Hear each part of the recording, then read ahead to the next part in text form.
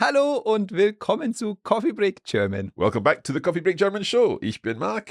Ich heiße Thomas. Wie geht's dir, Thomas? Sehr gut, ich bin besser als letzte Woche. Ich bin fit, ich bin voll da. Wie geht's dir? Ja, mir geht's gut, danke. Das freut mich zu hören. So in these weekly episodes, we talk about different German topics and help you to improve your German one coffee break at a time. And if you're appreciating these beautiful Coffee Break German mugs, then you can get your very own mug. If you're watching the video, then you can look underneath the video. You'll see a link to our Coffee Break gift shop. And if you're not watching the video, if you're listening to the podcast, then you can visit coffeebreakgiftshop.com. Now, while you're listening to the podcast, make sure you subscribe wherever you get your podcasts. And also, if you're watching our video version, then please do subscribe to our YouTube channel. Also, Thomas, was machen wir heute? Ich freue mich schon drauf. Wir reden über when and how to say that short word in German, because as always, there are multiple options in German for that one word in English. So we're looking at when. Let's get started.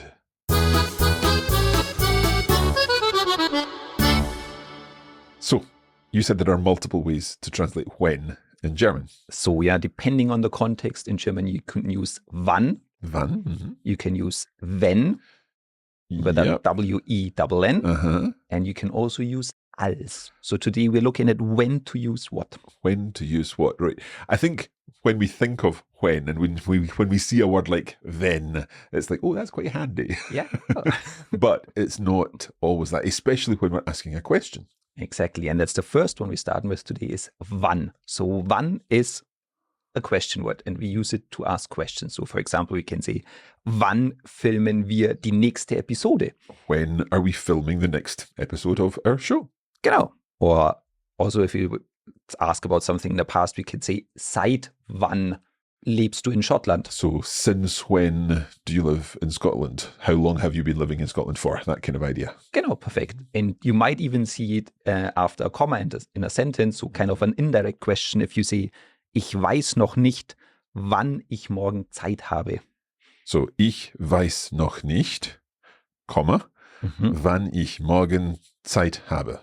Genau. So, I don't know yet, Perfekt. noch nicht, Ja, genau. wann ich morgen, when I tomorrow Zeit habe, time have, when I've got time tomorrow. Exactly, when I'll be free tomorrow. Okay.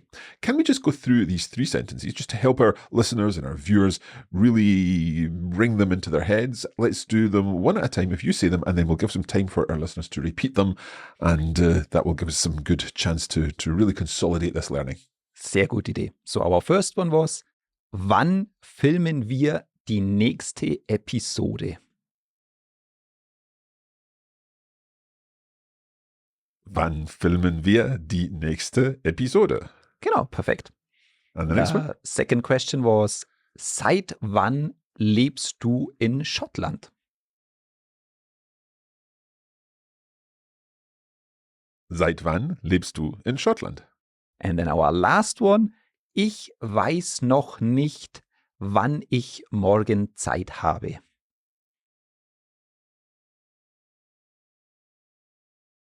Ich weiß noch nicht, wann ich morgen Zeit habe. Excellent. So they were all questions Yeah. or at the core. Now, if we look at the other two, they are always used to start a subordinate clause. Right, okay, so we've got a kind of grammatical term there. Many of our listeners will be familiar with this. However, if you're not familiar with the idea of a subordinate clause, then it's the kind of the opposite of a main clause in a sentence. Yeah. So in our sentence can be made up of different parts. And the main clause is the part that can exist on its own. A subordinate clause typically adds a little more information, but it can't exist on its own itself. Exactly. You will never see a subordinate clause just as a full sentence. It always needs to be attached. And it will become clearer when we look at some examples what these are. Exactly. So the first one I want to look at is als. And als can have a range of meanings. For example, we use it to form comparisons when we say schneller als, besser als. And so in English, we would use the word than there. So faster than, better than. Exactly. But what I want to focus on today is when we use it in a temporal meaning, so to refer to some event. And to give you an example sentence, we could say, als wir im Restaurant ankamen, hatte es schon geschlossen. Okay, so als wir im Restaurant ankamen, when we arrived at the restaurant. Genau. And that part is also our subordinate clause. So just by itself, it wouldn't make any sense. We need the main clause that follows to complete the sentence. Yeah, it's like the mystery story when you say, when we arrived at the restaurant, dun, dun, dun. It's like the cliffhanger. The cliffhanger needs an ending. You need something else. So that's why it's subordinate. The main clause is coming. And the main clause there is hat es schon geschlossen. So it had already closed. Genau. And we could say, it had already closed, full stop.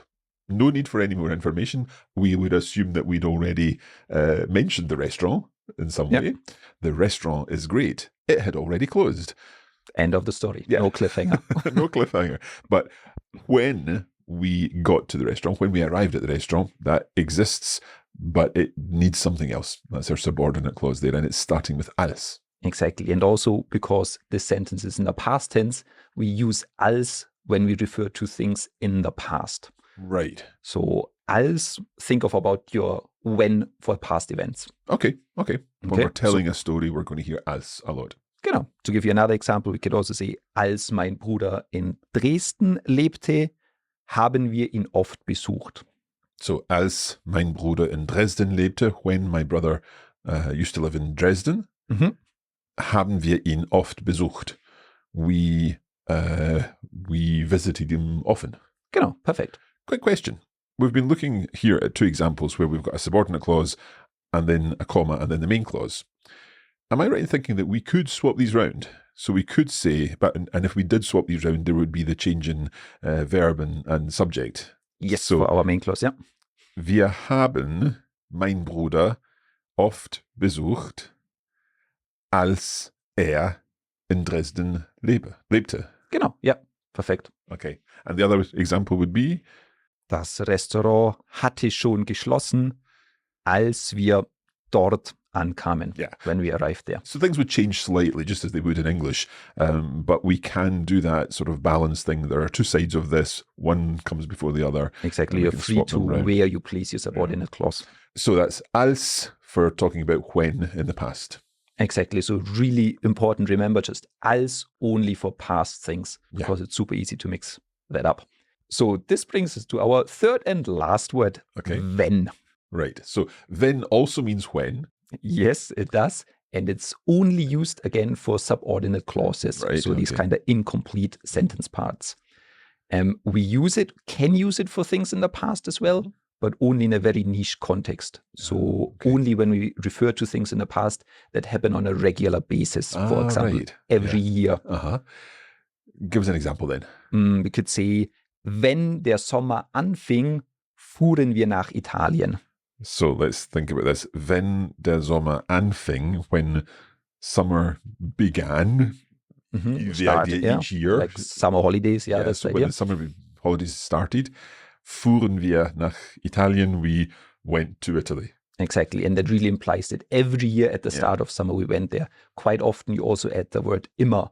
So immer wenn der Sommer anfing. So always when summer started. And here we're actually seeing two interesting verbs here because we've got anfing, which is our preteritum of anfangen.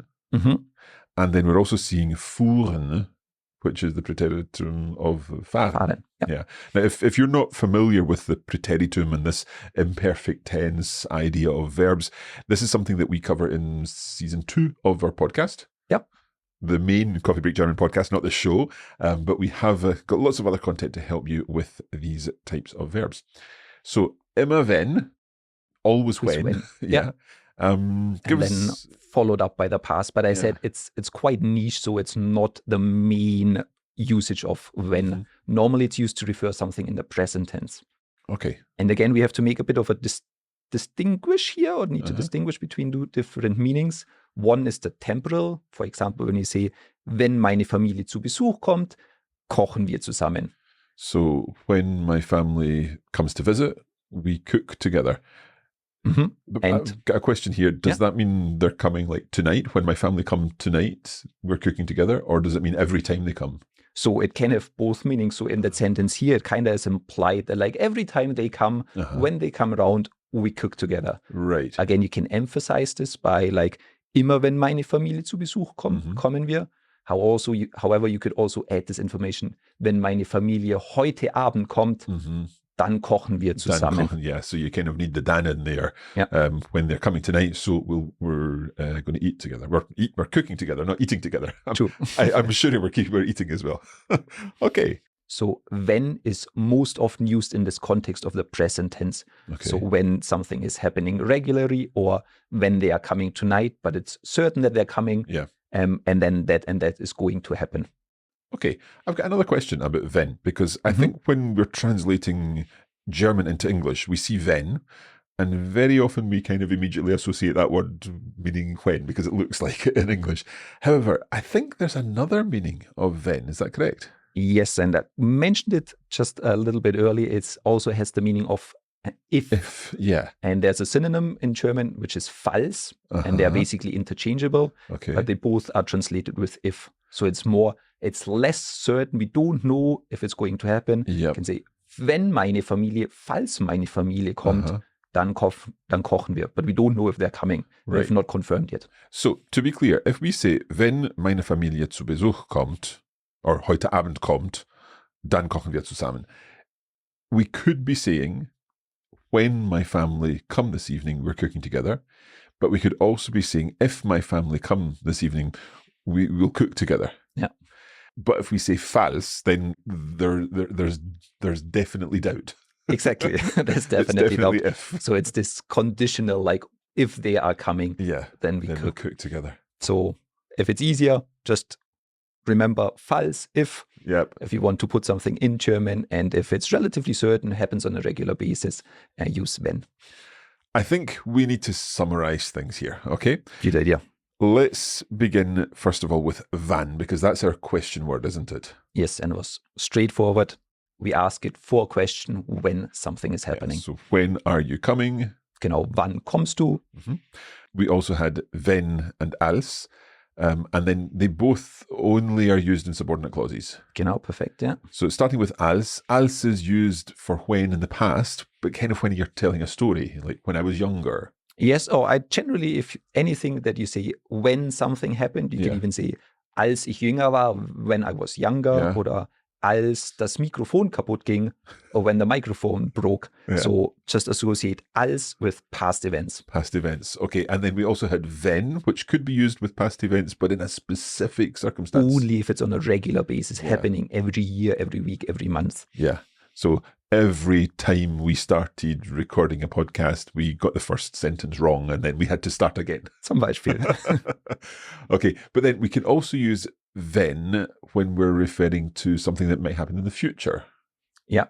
And we use it when we are relatively certain. Then it has this like temporal, when it's going to happen. Yep. But it also can have this meaning of if. Where it's more conditional. Yep. However, we said you could use false instead, and then it's really clear that you're referring that it's not certain. It might happen, but it might not. So we would use false if it's definitely an if situation. Yes, it has this conditional meaning. Yeah. Not quite sure if it's going to happen or not. And we can use wenn in that same situation, but wenn is also used when we're just waiting on something happening. Exactly. So we are pretty certain it's going to happen. We're just waiting for that moment. Okay, so if we are finished with this lesson. Falls wir fertig sind, and I do think we are. Also, hier stoppen wir, ja? Gute Idee.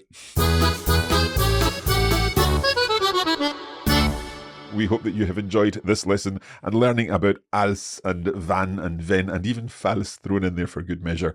Of course, there's a blog article which will help everything make more sense with lots of examples and everything written down, all of the examples that we've included. And there's a link to that blog article in the description of this podcast. Also, if you would like to improve your German even further and learn more about grammatical or cultural or language aspects, feel free to subscribe to our regular emails at coffeebreaklanguages.com/German. Ausgezeichnet. Also vielen Dank. Sehr, sehr gerne. I know it was a lot to get your head around, but I think it's been really helpful because it's a topic that often confuses. Absolutely. Well, we hope that it's not confused you and you're now completely sorted with falls, als, wenn and wann. Perfekt. Bis zum nächsten Mal. Bis dann. Happy coffee breaking.